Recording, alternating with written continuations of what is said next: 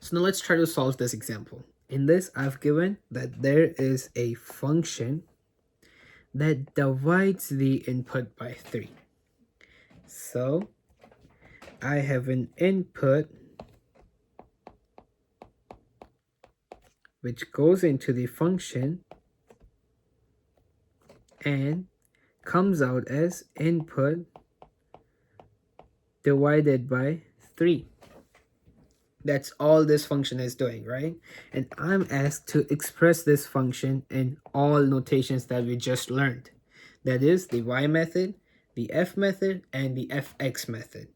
And one more thing that I'm going to do is I'm going to assume that the input in this function is x and the output in this function is y.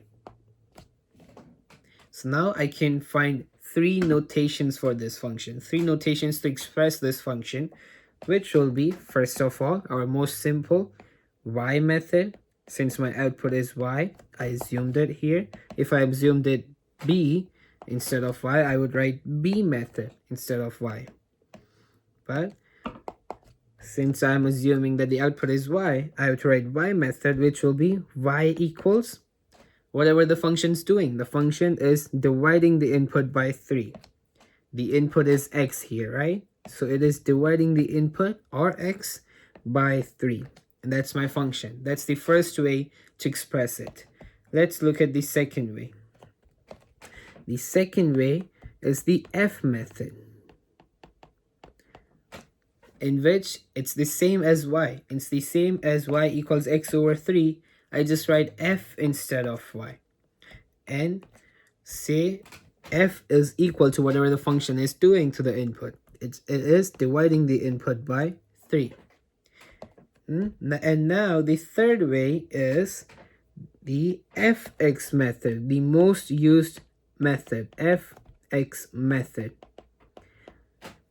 Right? In fx method, it's the same thing. I can write fx equals x over 3 since the function is dividing the input by 3.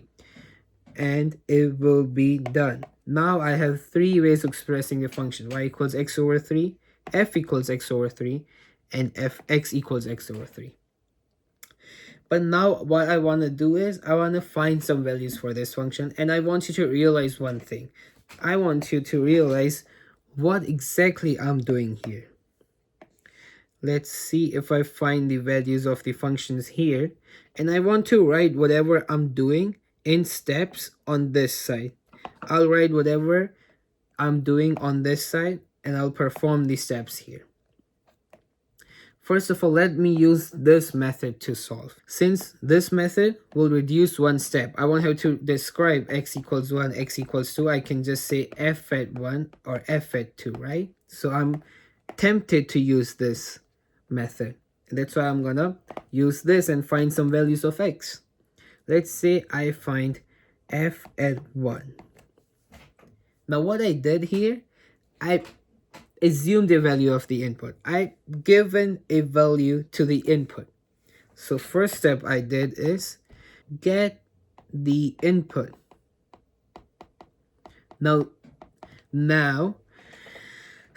look at this. Look at it this way. I could have gotten any value of the input. I could have gotten 1, I could have gotten 2, 3, 4, 100, 1,000, 10,000, any value of the input, and I would be able to do so. I could take any value, and that's why getting the input thing, it's independent. I can do anything. I'm not dependent on anything. I'm not dependent on a particular value. I am independent. Therefore, I'm independently getting the input. If I rewrite this sentence, I could say that I'm independently getting the input.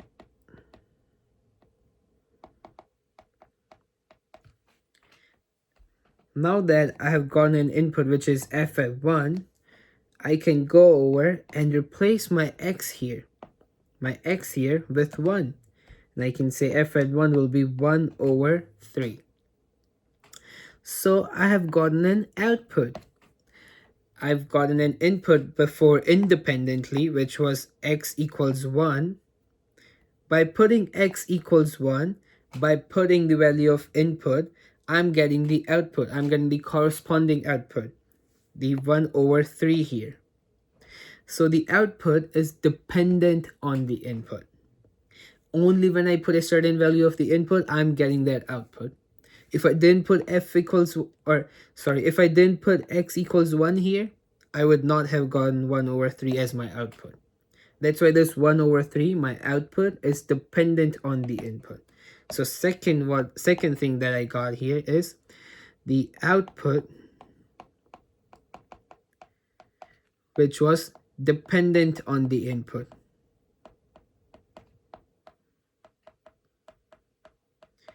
That's everything. I can take any value here. I can take, let's say, f at 2. So I voluntarily, or I independently put 2 as my input, and I get 2 over 3 as my output. I get the output which was dependent on the input. If I didn't put 2 here, I would have not gotten 2 over 3. That's why the 2 over 3, or my output, is dependent on the 2, my input. Now, if you've got that, you would conclude that the input is independent. I can take any value here. But output is dependent on the input. If and only I put certain value of my input, I'll be getting the output. Therefore, the output is dependent on the input.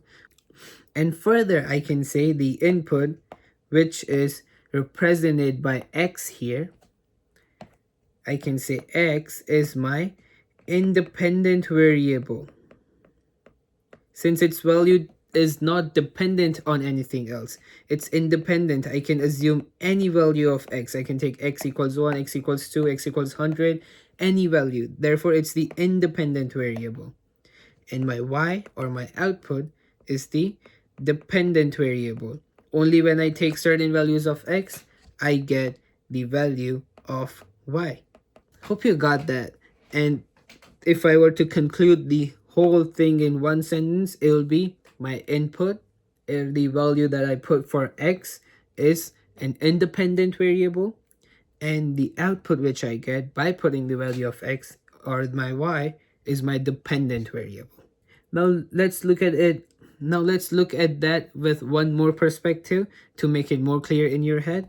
Let's relate it with the machine example, the woolen fabric, wool, cotton, and cotton fabric example. Let's say I have a machine here which takes fiber as its input. So the fiber goes into the machine and gives out a fabric, the cloth, and that will be my output. But I have to recognize this, that if I put my fiber as wool, I'll be getting a woolen fabric out of it. And if I put cotton as my input, I'll be getting cotton fabric as my output. So the fabric that I get, or the output that I get, depends on what my input is, what my fiber is. If I put wool, I could get woolen fabric. If I put cotton, I'll get cotton fabric. So the output will depend on the input, or the output is the dependent variable, and the input is the independent variable. It doesn't depend on anybody as output. Now let's look at this setup here. Here I have the same function as my first example, which is y equals x times 2, or the output equals the input times 2, right? But I have to remember that my output here, my y here, is the dependent variable. It depends on the value of x. It depends on the value of input. And my x here is the independent variable. I can put any value of x here. My input, I can assume any input, and I'll be getting a dependent output or dependent y on that. One more thing that I want you to realize, my dependent variable or my output is a standalone. Here, y is the only one that is on the left hand side, right? My dependent variable is a standalone variable. The left hand side, it's all his.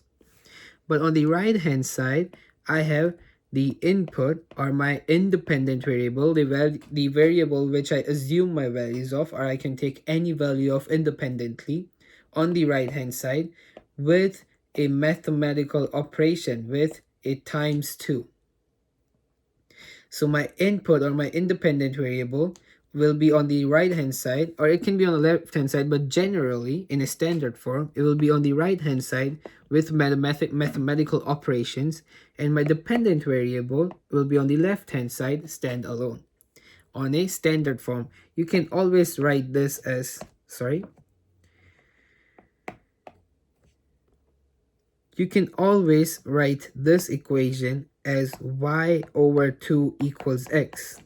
And it will still mean the same thing, but this will not be standard form. You have to get an equation or a function to a standard form where the dependent variable or the output or my y is a standalone. Here the y is not standalone, there is a divide by 2 with it. I have to bring this divided by 2 with my x or my independent variable or my input to make it a standard form. I can say y equals 2 times x. That works because my y or my dependent variable is standalone, or because my y, my dependent variable or my output is standalone on the left hand side, equal to, there's my input, my x or my independent variable with some mathematical operations. And that's my standard form and how to identify in the dependent and independent variable. That was all that you have to learn on this video. The independent variable, the dependent variable, my input is my independent obviously, and my output is my dependent. And what is the standard form of the equation? The dependent variable will be on the left hand side alone, and the independent, the input, will be on the right hand side with some mathematical operations. Awesome, hope you got that. Thank you.